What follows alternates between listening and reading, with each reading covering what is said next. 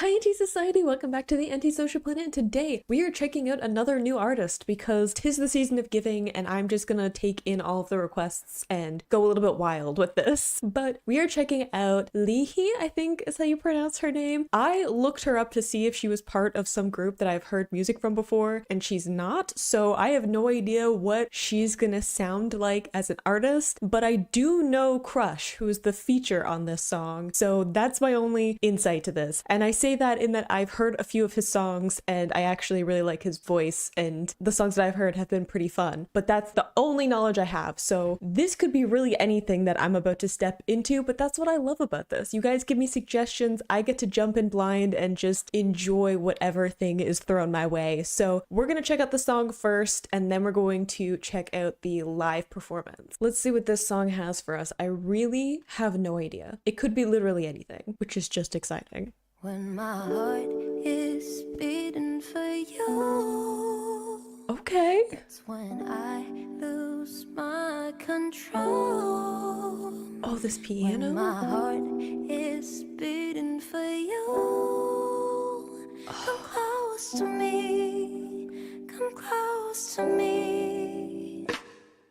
Okay, already the like R&B feel of this, I'm here for it. Her voice, gorgeous. I mean, the way that she's going into this falsetto, and she even there when she was saying close, she had this little break in her voice that I think added to it because it's a repeated phrase, the come close to me. But in the second time that she said it, her voice had that little break, and I think it just added a little something to the narrative of that, right? I'm already fangirling, so that's a good sign. Is beating for you. Come close to me. Come close to me. Does it like a little bit in the first one, but more in the second? Is beating for you. It's crazy. I see nothing but you. A little vocal fry there. Baby, my heart's beating for you. Hang on, that part where she switched from that falsetto all the way down into her chest range, did you hear how smooth that transition was? Crazy, I see nothing but you. I'm offended I've never heard her. Baby, my heart's beating for It's so clean. Come close to me, give a kiss to me. Listen to me, I am the woman that you've been waiting for. Would you push the button that you've been looking for? The vocal run. Can we take a second to appreciate the vocal run? And the way that she's transitioning so smoothly from like this chest range into this falsetto. She's going from chest to falsetto and falsetto to chest, and I'm jealous because she's doing it so smoothly, and it's so hard to go from something where you have like a ton of support from your diaphragm like you do with the chest voice and then switch into that very soft, light falsetto. And she's even putting these little breaks into her voice while she's doing it. So she's really lightening up and loosening her vocal cords a ton to do that. And then doing that vocal rundown, I mean, really, I'm offended that I have not heard of her before. Where have I been? Because clearly I've been in the wrong place. I had another thought too. I hope it'll come to me. Woman that you've been waiting for. I love the guitar. Beautiful. You're gonna need it more. Baby, I could give you what you want. Oof. When my heart is beating for you. And my mind Gorgeous. feels baby blue.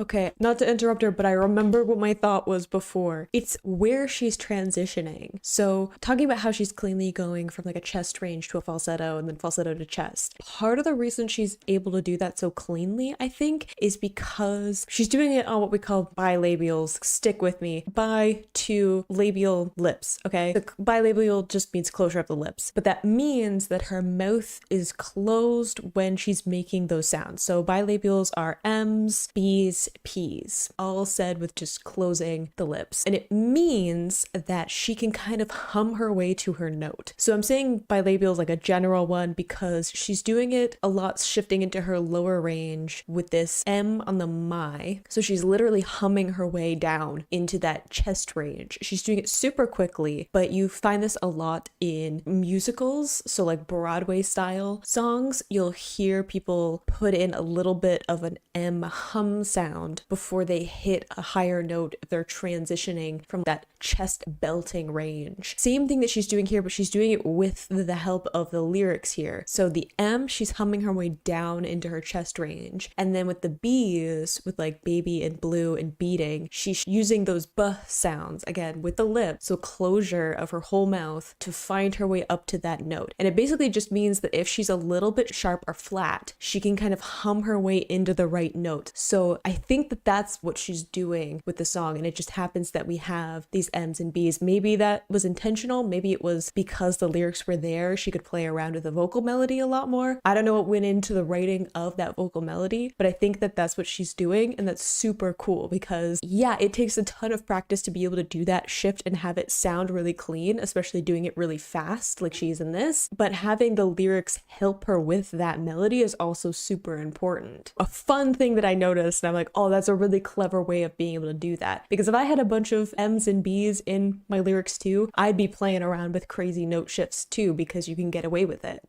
It's beating for you, and my mind feels baby blue. Baby, my See? So she is baby all the way up in her falsetto and then my. So she's kind of humming her way down into that lower range. That's why she goes from that falsetto on baby down into my, is because she can use that M to hum her way down into that lower range. So it helps kind of soften that transition. and my mind feels baby blue. Baby, my heart's beating for Clean. you. Come close to me. Come close. I love the keys and guitar in this too. Close to me.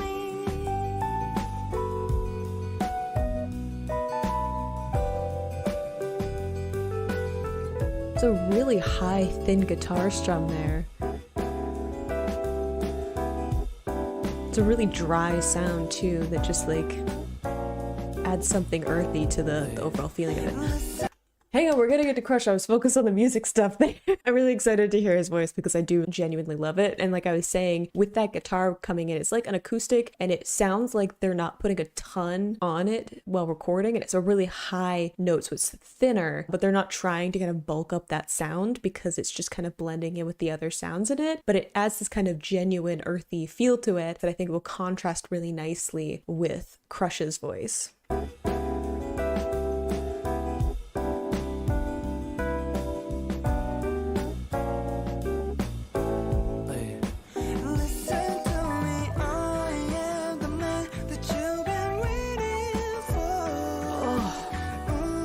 Go off.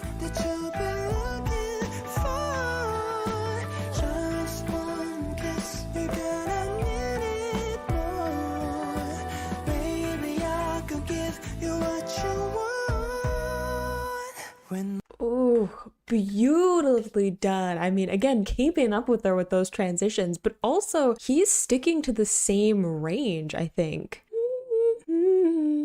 I think they're singing in the same notes. He's not transposing the melody into a deeper note range. I don't know. I learned all of my music by ear. He's not shifting it down, which would fit better for naturally a lower voice. He's keeping it the same one, which is why his voice overall sounds a little bit thinner because he is having to hit that higher note. I know right before I went back and paused that he was getting a little bit more into that deeper range because LeeHi did transition into a lot of those darker lower end of her range so he can kind of meet her there. But I love that he's staying exactly with her, like not only keeping up with these big fluctuations in notes, but he's staying in like the same key range scale. I'm sorry, music people, I don't know what I'm talking about when it comes to terminology, but I know what I'm hearing.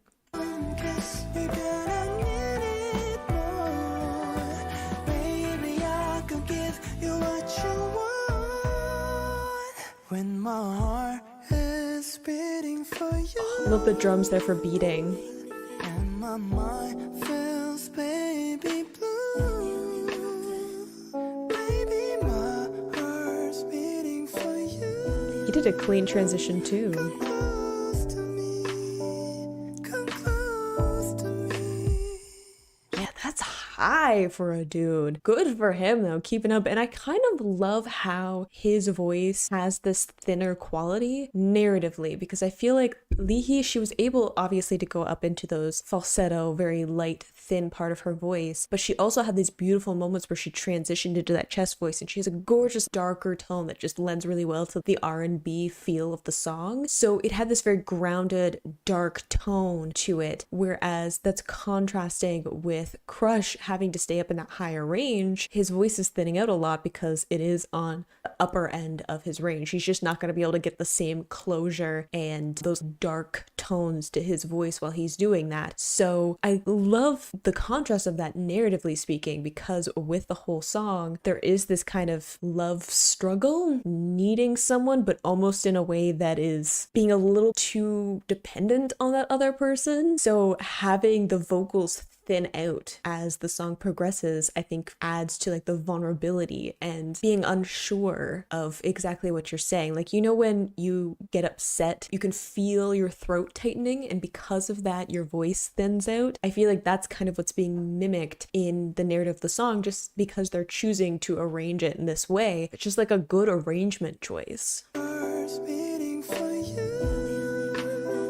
Oh, that little vibrato there too. Come close to me. When my heart is See, much beating richer for tone. you. And my mind feels baby blue. Love the passing back and forth. Baby, my heart's beating for you. Come close to me.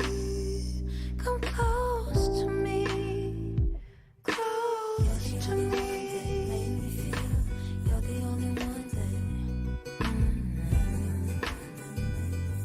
Ooh. Good harmonies there.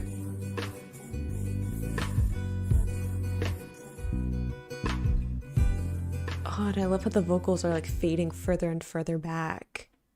Ooh, really nice song. I mean, I love me an R&B feeling song anyway, and I love Crush's voice. I already knew that, but LeeHi, and I do hope that I'm pronouncing her name correctly, but her voice, gorgeous, tons of agility there. Love how they were just taking advantage of these repetitive sounds in the lyrics to really play around with that vocal melody, and love just like the instrumentation. Again, feels very simplistic in the way that it was put together, but because they didn't have complexity of elements in terms of a ton of things happening in the production or narratively and lyrically, it meant that they got to play around with other elements like those vocal melodies and the tones and stuff, like the vocal fries and the little breaking of their voices that were put into certain points. Overall, a really good put together song, and I'm very excited to see it alive, to kind of see how they emote through the song as opposed to the way that they're putting different character into their voices. I want to like see them perform it. This is where we're going to get to the actual festive vibes, because I get that that song wasn't exactly festive in and of itself, other than I use Christmas as an excuse to listen to a bunch of jazz and R&B and get away with it, because people are like, of course you are, because it's Christmas. When my heart is beating for you. 내 가슴이 너를 향해 뛸 때 이거 I love the like background noise being left in it, like conversations and stuff. 게 팬분들한테 크리스마스 선물이다. When my heart is beating for you. Gorgeous. When I lose my control. When my heart is beating for you. Come close to me. Come close to me. Oh, that really rapid vibrato she's putting in. I feel like she didn't have that before. When she says me, there's this really fast vibrato she's putting into it that I'm pretty sure wasn't in the recording. If it was, I missed it. But interesting narrative choice, because having that vibrato adds this very vulnerable warble to her voice. Heart is beating for you. Come close to me. Seeing, Come close to me. Yeah, when she sings you, held note. Is beating for you. It's crazy, I see nothing but you. Baby, my heart's beating for you. Come close to me, give a kiss to me. Listen to me, I am the woman that you've been waiting for. Would you push the button that you've been looking for? With just one kiss, you're gonna need it more. Baby, I could give you what you want. Yeah, she has a ton more vibrato when she's singing live, which I find interesting. I don't know why that would be. It could be because she's trying to add some more of that vulnerability into her voice itself, because there's certain points where she isn't. It's not like whenever she's trying to do sustained notes or longer notes that she ends up putting that vibrato into her voice, because whenever she's singing you, it's a very clear held note, maybe a little bit of playing around with the notes a little bit, like a mini vocal run, but it doesn't have the same like rapid vibrato that she's putting into other parts of it, specifically these higher vowels, these E sounds, which is fascinating to me. Was that in the recording and I just missed it? Because it's repetitive, but she sounds gorgeous with these live vocals. It's actually a little bit offensive. It's giving me talent aggression, and we've only just met, so I think that that says a lot about how I feel about it. I'm a sucker for jazzy R&B vocals anyway, but the way that she's just doing all of these crazy transitions in the notes, like they're easy, like you can just do that, and she's adding other things into her voice. Just 1% of your talent just left for somebody else, please. When my heart is beating for you, and my mind feels baby blue. Baby, my heart's beating for you. Come close to me, come close to me.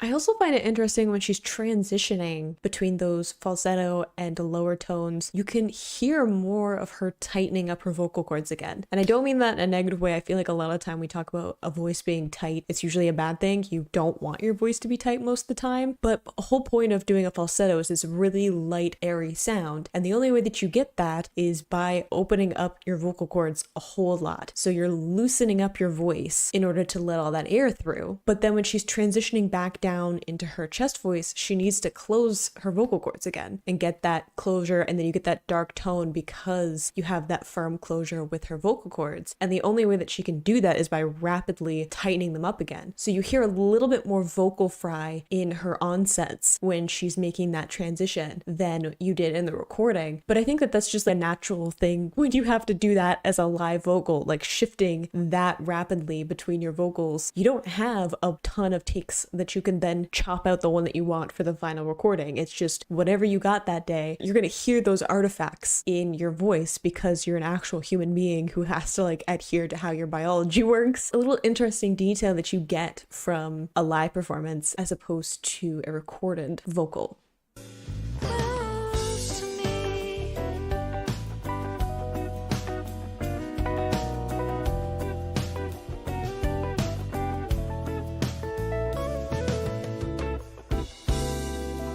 Really simple setup with the instruments too. It's bass, guitar, keys, drums, right? Listen to me, I am the man that you've been waiting for. Won't you push the button that you've been looking for? Gorgeous transition. Yes, you're gonna need it more. Baby, I could give you what you want.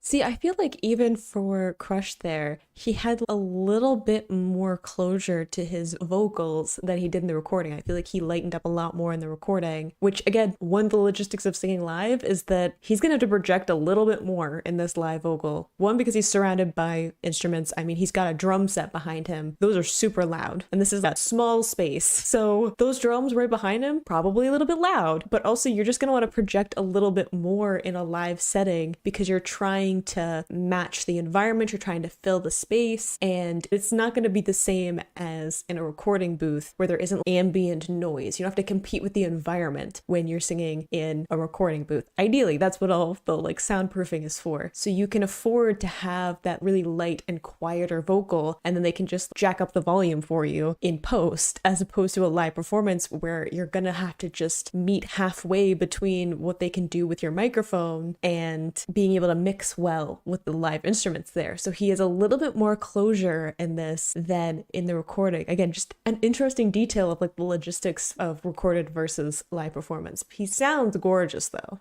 One kiss, you gotta need it more. Baby, I could give you what you want.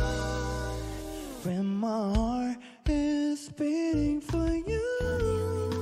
Much darker sound there.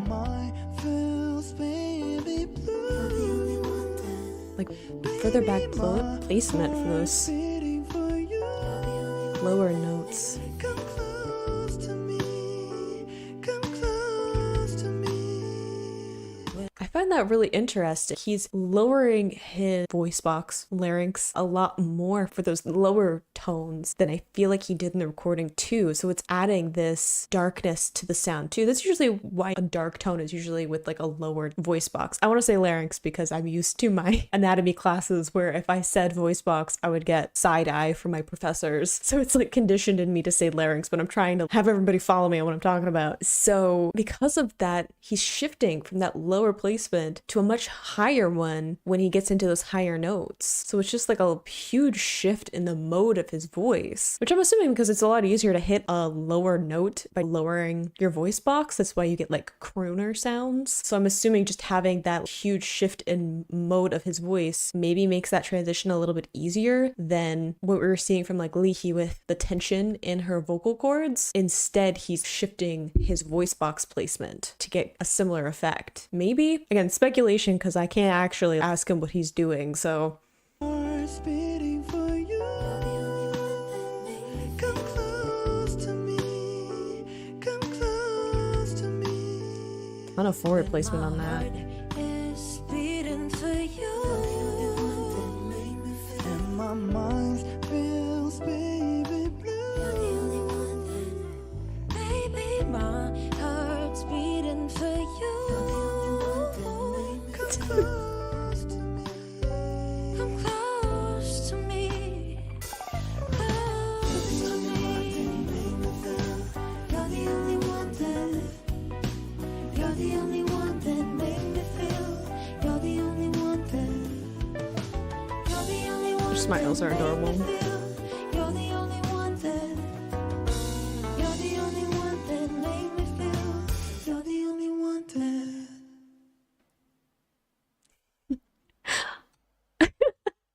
Also noticed there at the end when they're both singing together, LeeHi staying in that kind of like chest more closure zone, whereas Crush was doing a much more breathy tone and kind of filling in the back for her, which is different from the kind of shifting back and forth that they were doing before in the recording. Also, Crush seems way more relaxed than LeeHi does. I don't know what that may be, just like difference in personality, but he was way more into interactions between them and bringing a little bit of fun character to the performance. Again, I don't know them as people super well, but I'm pretty sure they've done songs together before, so that might be where some of that kind of playfulness is coming through. I also saw that apparently LeeHi has a killing voice video, which sounds like a dangerous piece of information to give me if you don't want me to deep dive on an artist, because her voice was fantastic on that. I really liked that song overall, just like a really smooth vibe to it, which I love, something that you can just put on and jam to and hear those gorgeous vocals that they have, all in English, which is super interesting too. Loved it. Again, don't really know anything about the people involved in it. I just have heard some Crush songs in my life,